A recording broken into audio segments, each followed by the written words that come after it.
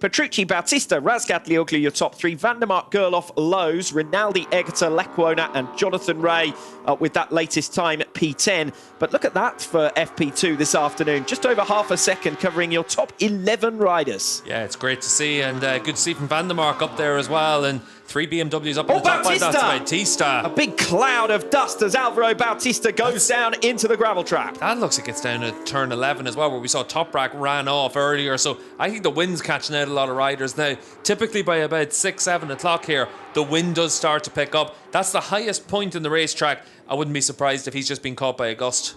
Yeah, immediately followed by a 16-metre drop, isn't it, coming off turn 11. As you go up the hill, you're looking up into the sky towards 10 and 11.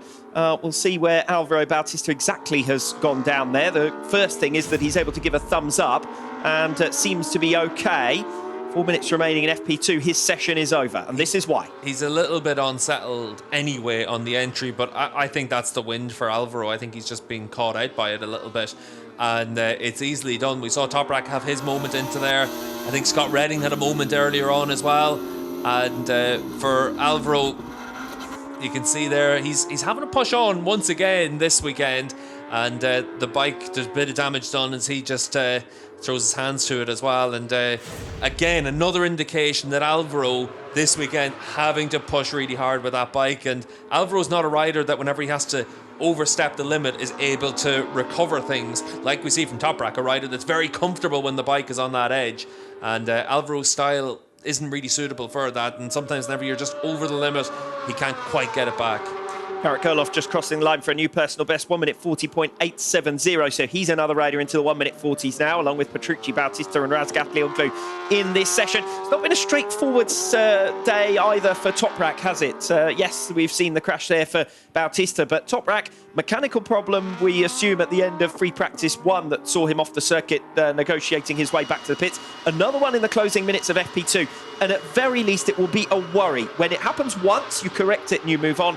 When you have 2 mechanical problems, you're going to start to second-guess yourself as a team. Well, there you have it there, the smoke out of that engine again, and that was the problem at the end of free practice 1. So for Toprak, we mentioned at the end of FP1 that he had an issue in Australia, lost an engine from his allocation, and he can't afford to lose any more. And these are the kind of things that can really impact on a championship challenge, because the big thing for a rider that moves outside their allocation is you then start from pit lane and the back of the grid, and all those penalties start to add up, and it becomes more and more difficult, and you've got no margin for error. And presumably it would mean more races managing the other engines that you've got as well. So, you know, potentially compromising on pace to extend the life as well. Yeah, exactly. And you're trying to take away some of that margin that gives you that performance. And for Razgatlioglu and BMW, obviously they've done a stellar job over the last few months, but once you take that bike down to a little bit less than its absolute performance, how does that fare? We've seen with Bautista what happens whenever there's a small change made to a dominant package.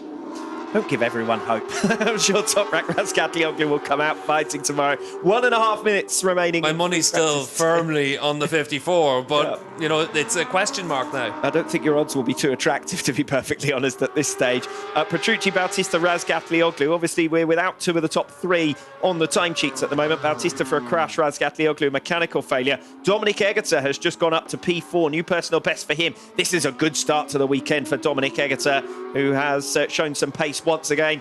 And if he's there or thereabouts in Superpole tomorrow, as he so often is, then he could be at least bidding for his best results of the season. Good race pace and good single lap pace from him, and that's what Domi needs to show, and he's right there, thereabouts. We saw his long run pace was very good, and now he's been able to put in that fast lap as well in the Superpole style time attack at the end of this session, only 1/10 of a second off Petrucci.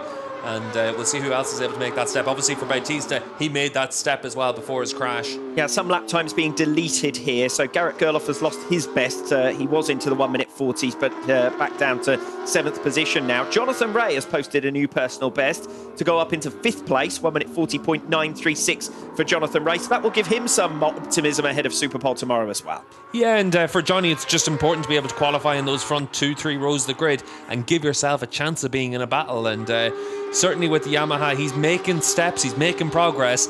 The problem with it is that we expect so much from Rea because of the career he's had, but this is the toughest season of his life.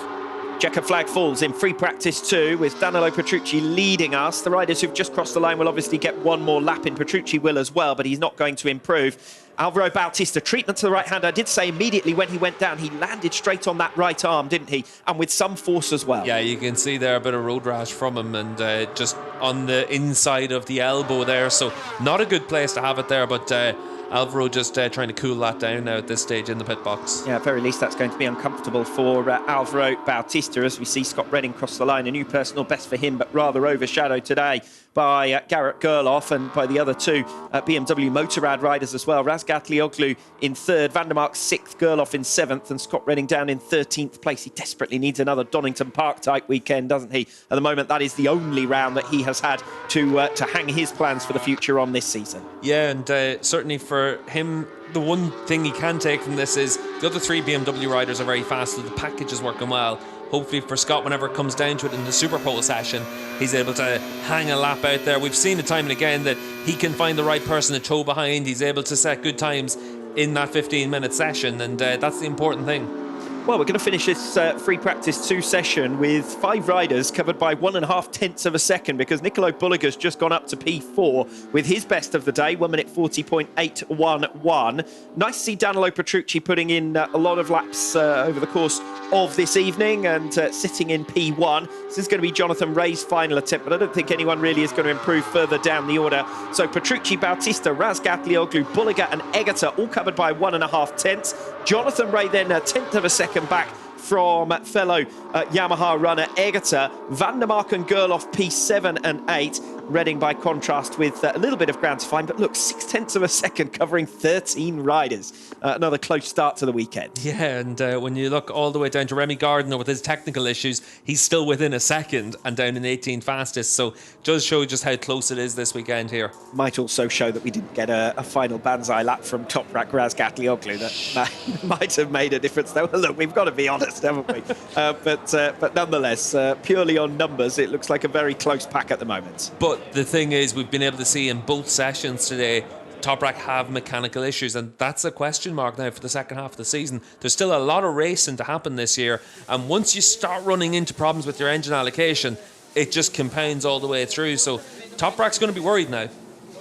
Yes, Alvaro Bautista, though, not exactly perfectly placed to capitalise after his spill there. Good to see the thumbs up from Bautista, but unfortunately that hand was the one that was on the ground a few minutes ago, and we're going to see the spill again here. And you can see there the bike just unstable all the way through. You can see the bumps there on the entry as well, and then loses the front. And for Alvaro, like we saw the big blister looking heat rash there from inside that elbow. So that's something that, again, you know, riders, they know how to deal with that, they know to expect it, but it's never one of those things that leaves you comfortable for the rest of the weekend. So Alvaro's going to have his hands full. Yeah, we are. But at least he's got the speed. Yes, abrasion obviously to his right arm there after that spill. We finish free practice 2 with a Ducati 1-2, but and indeed with Nicolo Bulliger in 4th position. But the Ducatis haven't been totally convincing in the hands of Bautista and Bulliger until they put on that fresh tyre in the closing minutes, and that's when Bautista had his spill.